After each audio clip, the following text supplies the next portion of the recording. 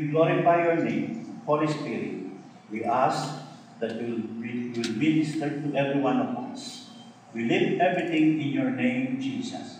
Please, bless this worship service in Jesus' name. Amen. Amen.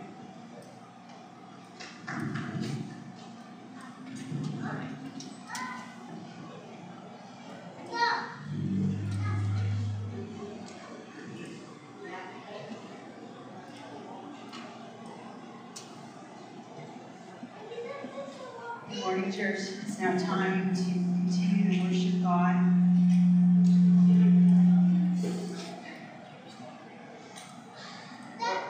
With our tithes and offerings. So, Father God, we just thank you so much for a life of fear. Do you spend more time reading the newspapers and watching television on the financial turbulences or the natural disasters or the crimes of this world? Or do you focus on a means of hope and salvation in the Word of God? Do you spend more time listening to encouragement from a wise Christian or a pessimistic view of the world? The more time we spend with God and His Word, the more of our faith develops and fear diminishes. When we read Matthew 8:23 to 27, in the midst of a terrible storm, the fearful disciples told Jesus they were scared, not only because the storm came upon them in their darkest hour of night, but also because it stirred previously the storm stirred previously calm waters. Instead of instantly calming the storm, though, Jesus paused and he rebuked his disciples. He was more concerned with their lack of faith in him than the tossing of the wind and the waves. He knew that the greater lesson would be learned in the midst of a storm before he quelled the waves. What lesson was Jesus trying to teach us? Faith in God conquers fear every time. The God who has redeemed us and cared for us, He is trustworthy.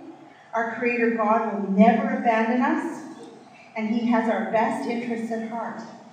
God is our refuge and an ever-present help in times of trouble. Therefore, we will not fear, though the earth may give way and the mountains fall into the heart of the sea, and though the waters roar and foam, and the mountains quake in their surging. Psalm 46:1 to 3. So God, I recognize that some things I put into my heart and mind are causing me to live a life of fear rather than faith. Help us to spend more time in your word, meditating on your truths. Help us to overcome our fear with faith. Amen. So finally, brothers, whatever is true, whatever is noble, whatever is right, whatever is pure, whatever is lovely, whatever is admirable, anything excellent, praiseworthy, think about these things. Amen. Philippians 4:8. So I encourage you this morning, delve into the Word. Delve into the Word, for your fear can be cast out by just putting your faith in God. Amen. I am Redeemer and Master. Yeah, I am Redeemer and Master of the Evangelical Church. He's the spiritual director of Ebenezer College, and he's the national treasurer of IRMEC. And he has experience, and he has a message for us today. So let's all welcome Pastor Willie. Good morning. Are we ready to worship God by hearing His Word? Hey, praise the Lord. Please excuse me if there are times during this message I will use our language, Filipino, and only if it is necessary. Okay? Yeah. Our topic for today is about obey or not to obey. Obey or not to obey. Why is it important to obey God's Word? That is a very important question for every believer in Christ. Why is it important to obey God? In Deuteronomy chapter 11, from verses 1 to 25, we will expound the text according to its context. in the natural relationship between a father and a son, the son loved his father is shown through his obedience. On the contrary, a son who does not obey his father is tantamount to his lack of love to his father. The same is true in the spiritual relationship between the child of God and his heavenly Father. His love is seen or proved by his obedience to his Father's command.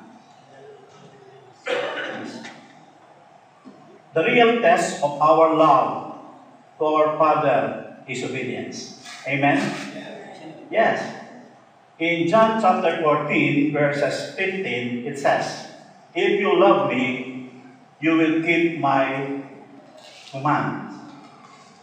We know exactly that Jesus is the one who is speaking here. However, we also know whatever is the will of the Father is also the will of His Son.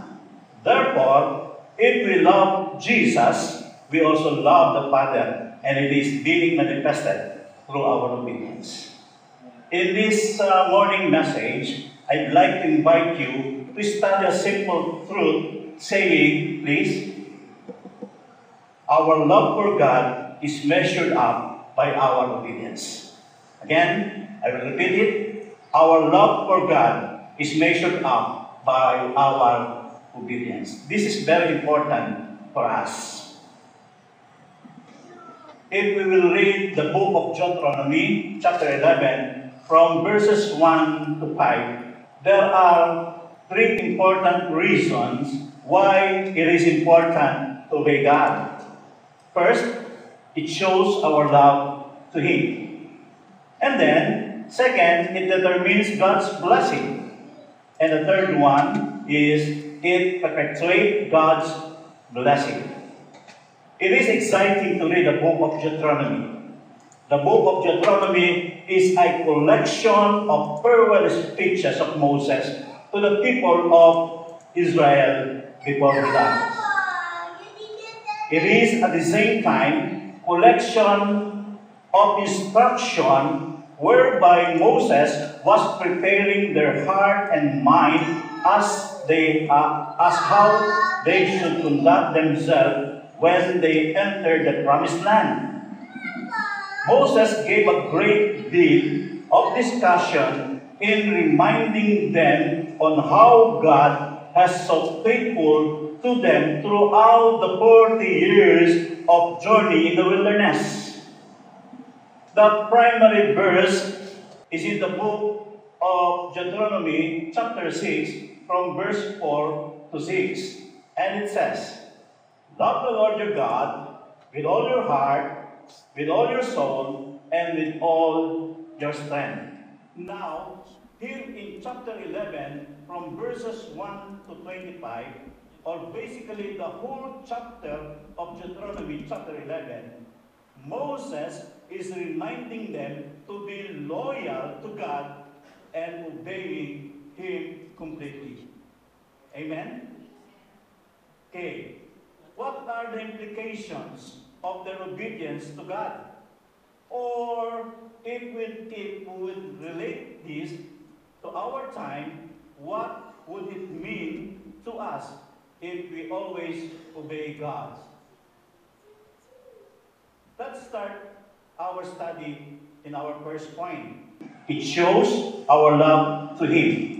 In Tagalog, nagpapakita ng ating pag-ibig sa Diyos.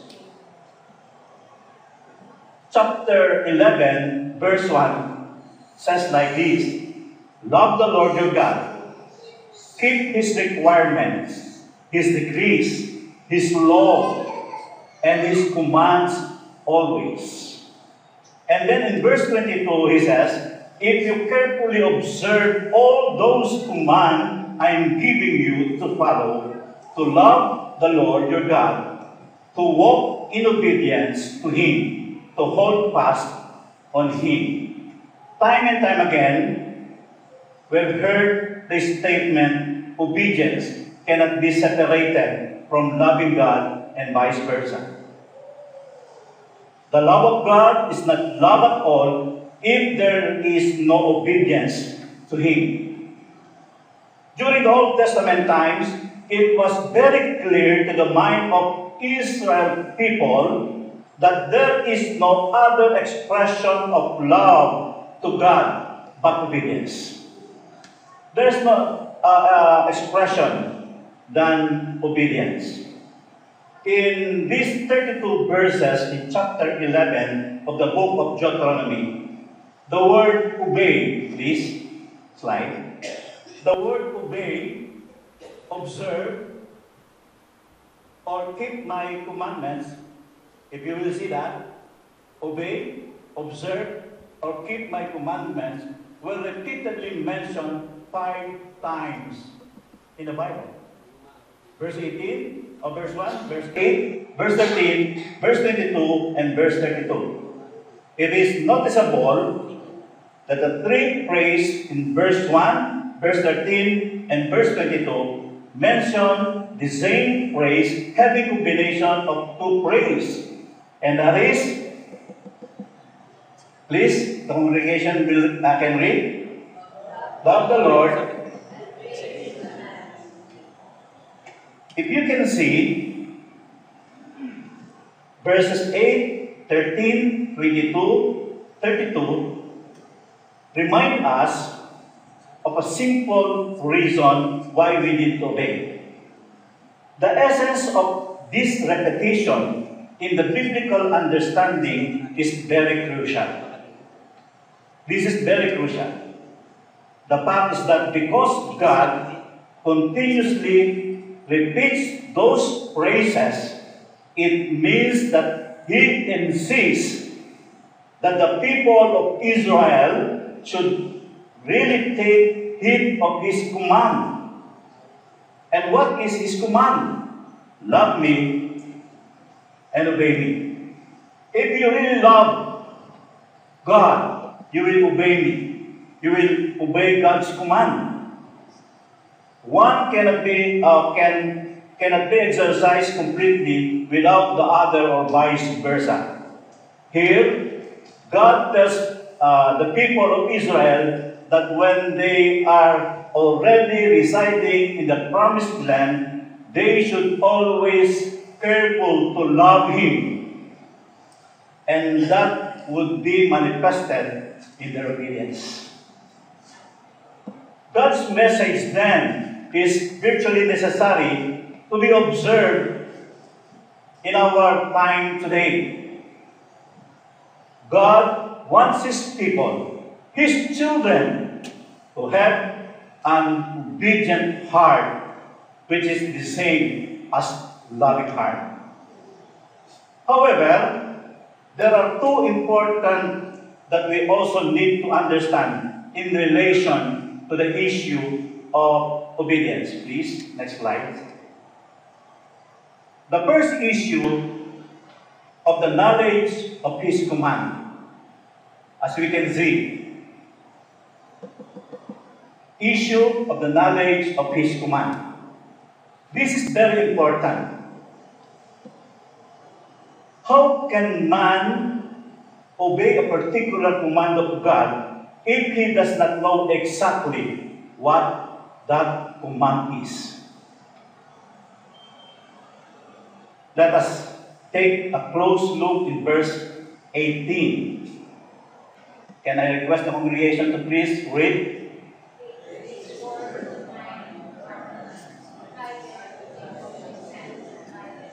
And bind them on your forehead.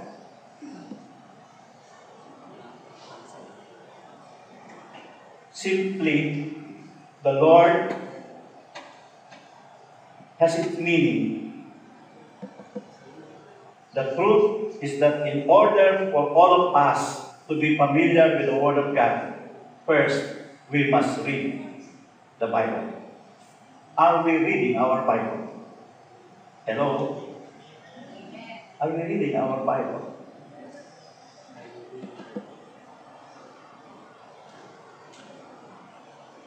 Not only that, For us to understand, we must meditate and memorize the Word of God.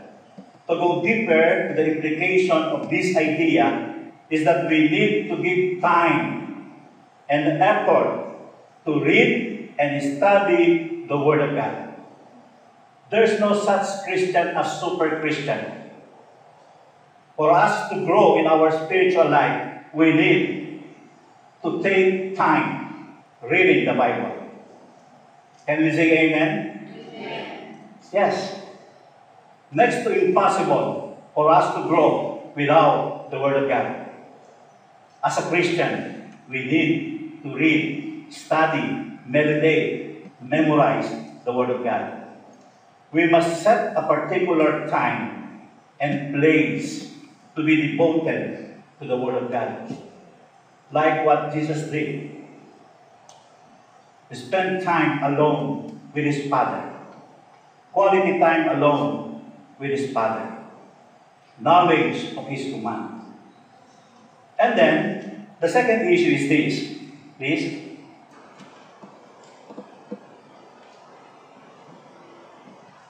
The second issue is obedience. If we read the following chapter of the book of Deuteronomy, starting from chapter 12 to chapter 13, we will see there are precept and command of the Lord to the Israelites. Now, if you move to chapter 31, there is a highlighted portion there that tells about Joshua's appointment as one who will lead the Israelites in the conquest of the promised land. If you keep on reading the next book after the book of Deuteronomy, which is the book of Joshua, you will find the first chapter. God is reminding Joshua to do exact thing Moses was telling Israelites before he died. It says in Joshua chapter 1, verse 8, do not let this book of the law depart from your mouth. Meditate it day and night, so that you may be careful to do everything written in it. Then you will be prosperous and successful. You see, if we will read the Word of God, if we will meditate the Word of God, and apply the Word of God, the promise of God is simple. A life of prosperous and successful. How many of us wants to be successful and prosperous in life? Please? Amen. The secret is read the Bible. Apply what God commands us. Bear in mind that the text clearly says that after a careful reading and understanding of the Word is the command to do or apply. To do or apply. Not only hearing, not only reading, not only meditating, but please, what we read, what we meditate, should be applied in our life. What has been studied and understood, the clear counterpart of this statement by the Lord in the New Testament is found in James chapter 1, verse 22. And he says, do not merely listen to the Word of God, so deceive yourself. Do what He says. So the Word of God tells us what we hear, what we read, should be applied in our life. If we obey God's Word, this in effect is tantamount to our love to Him. Whoever has my commands and obey them, he is the one who loves me. Amen? John 14:21. Whoever has my commands and obey them, he is the one who loves me. And then the second point of our study is this: determine God's blessing. In Tagalog, pagtukoy sa pagpapala ng Diyos. There are a lot of promises of God that we must enjoy. All people want to hear about blessing. And all of us wants to experience blessing in some kind. However, blessing from the Lord are conditional. Let me repeat it. Blessing from the Lord are conditional. If you will read the whole chapter again and again, you will conclude that the Israelite obedience to God's command is the determining factor of God's blessing. God's command is followed by the Israelites. The key to understanding this truth is found in the phrase, please, next slide. Sorry, this one. Please read this one. So that the word then. The key to understanding the truth is found in the phrase so that, or the word then mentioned several times in the passage.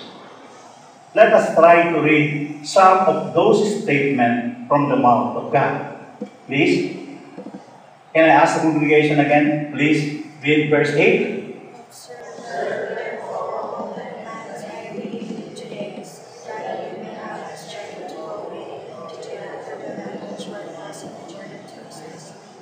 Verse 9.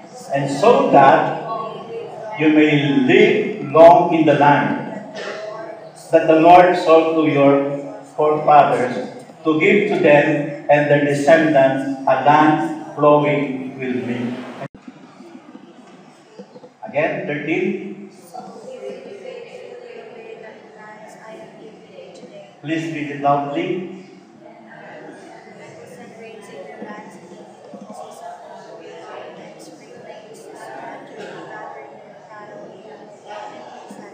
And then verse 22 and 23, please. Carefully observe those commands I am giving you to follow. Then the Lord will drive out all those nations, larger and stronger than you. Okay, please. Okay. So, let us look the reminder of the Bible. The word observe, or so that, and then.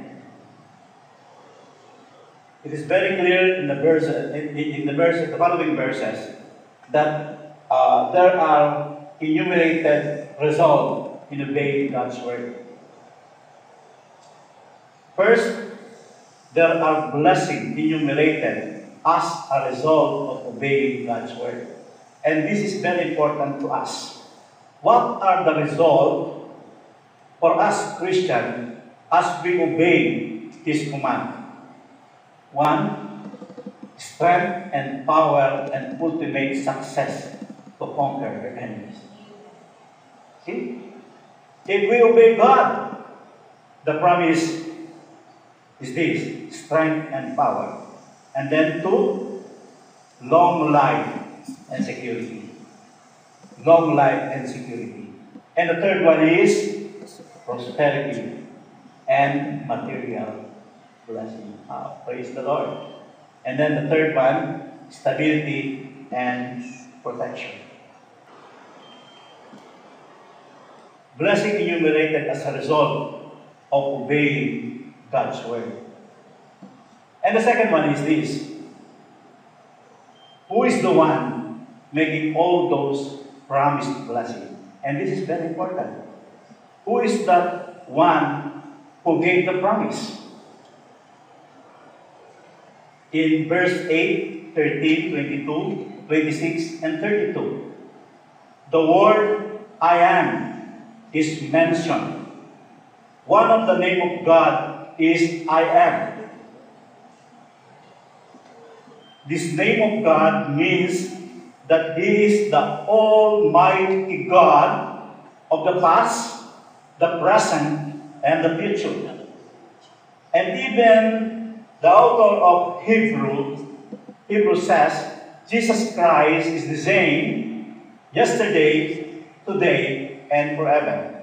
Our Almighty God is declaring a promise to all His people in Old and New Testament time that if we will obey Him, He will oblige Himself to fulfill His promise. Amen? He will fulfill His promise. We know that when God makes a promise, it will surely come to pass. Why? Because He is a God. In Numbers chapter 23, verse 19, God says, God is not a man that He should lie, nor a son of man that He should change His mind. Does He speak, then not act? Does He promise and not fulfill? Brothers and sisters in Christ, our God is a God of blessing. Can we give back offering for our Lord? Our God is a God of blessing. It is inherent to Him to bless. It is His nature. He wants to bless people, especially His children. But He will bless His children on the basis of their obedience to Him. That's why we need to obey God. The third point is this: it perpetuates God's blessing. In Tagalog, it says, ito ay nagpapamalagi ng pagpapala ng Diyos. It was not just enumerated, but it perpetuates God's blessing. The third point will explain the fact that God's blessing that does not stop on one generation only. There will be more blessings to come stored for the next generation of our children's children to come. However, God's blessing for them is very much related to the parents' treatment of God's command. Let me repeat this phrase. God's blessing for them is very much related to the parents' treatment on God's command. And so, what is God's command? To them, that make sure that God's blessing may pass on the next generation. It is said in verse 19a, teach them to your children. Teach them to your children. What was God's clear instruction to the parent as to how they should teach? They should teach their children. And how should they teach? There are four to bear in mind. This, next slide. Please. Number one, they should teach the Lord's law, which are already in their heart. As parents, it is our duty to teach our children what the Bible says. If we want our children to receive God's blessing in all aspects of their lives, we must teach them. So it is very important for every parent here that we are sure that Jesus is Lord and Savior of our hearts. It is next to impossible for the next generation to be blessed if we will not teach them. And then the second one, they should teach their children at all times. They should teach their children at all times. And the Bible says, when you sit, when you walk, when you lie down, when you get up, they should teach their children at all times. And the other one is, they should teach their children at any place. At any place. And then the fourth one, they should teach their children at any means, at any cost. This is what the Bible says. We must teach them in season or out of season. For this foregoing, we can summarize at least three important things. Three important things. One, it is the parents' responsibility to teach their children. May I ask, who are the parents here, please? Raise your hand. Praise the Lord. Thank you. This address to us. It is the parents' responsibility to teach their children. In Proverbs chapter 22, verse 6, it says, train up the child in the way he should go, and when he is old, he will not depart from it.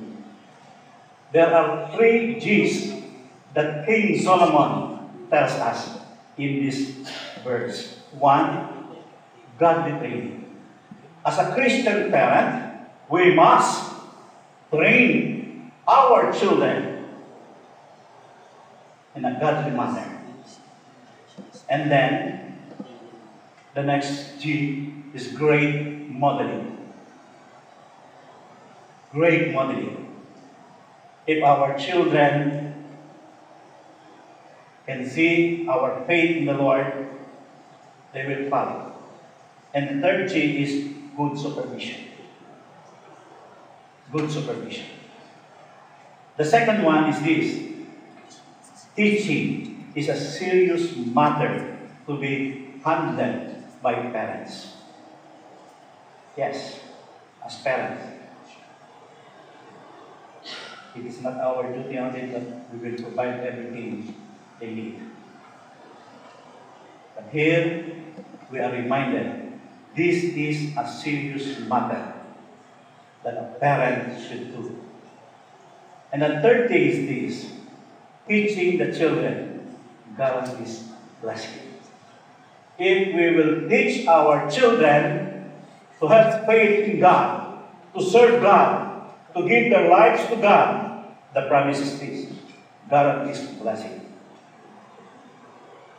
These truths are very important for parents. We know that all parents desire for their children to experience all the best in life. Am I right?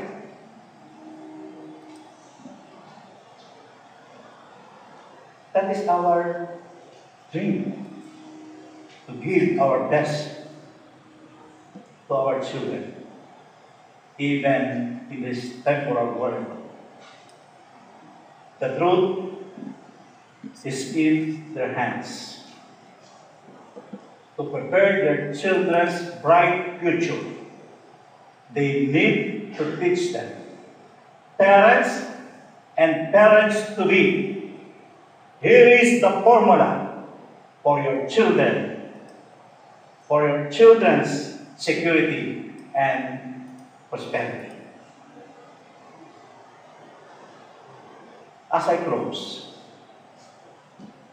dear brothers and sisters, God wants us to experience His blessing. Amen. Amen. Blessing comes from different forms as often. God's blessing determined by obedience. Blessing are perpetuated by parents' commitment to teach their children to love and obey the Lord. Have you heard the statement which says, obedience is better than sacrifice? Amen? Obedience is better than sacrifice. We need to obey God. As Christian, we need to obey God. Hallelujah. This is always true. Because, for one thing, if there is blessing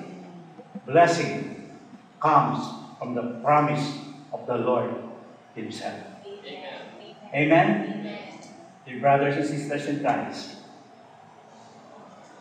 let us be reminded by the message of God. Obey Him. It is very important for a Christian to obey God. Amen. God bless us. Good morning.